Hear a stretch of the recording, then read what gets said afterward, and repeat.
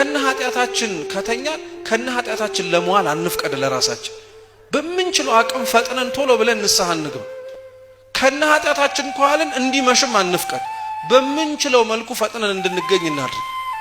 ኃጢያት በጣም ክፉ ናት ከኃጢያት በላይ ደግሞ የምትከፋው ተስፋ መቁረጥ ነው እየሰማችሁ ነው አባቶቻችን እንዲህ ብለው ይናገራሉ ኃጢያት ዲያብሎስን አልፈጠረችውም ተስፋ መቁረጥ እንጂ ይላሉ እየሰማችሁ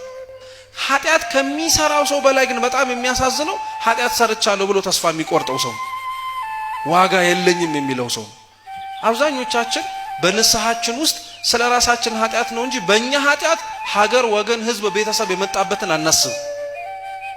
ዮናስ የተሳፈረባት መርከብ ትንቢተ ዮናስ ላይ ትናወጽ የነበረው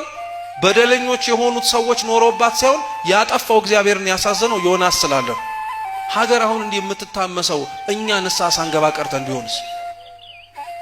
ግን እኛ ምን አገባን አረ ከበላይ ያሉትስ ብለን ጣት እንጠቋቆማለን ሌላ ነገር እናወራለን ይህ በጣም መለወጥ ያለበት ነገር ነው ክርስቲያኖች ንስሐ በመንገባበት ወቅት ውስጥ ኃጢያተኛነታችንን ማመን አለብን ኃጢያት ክፉ ስለሆነች ነው ክርስቲያኖች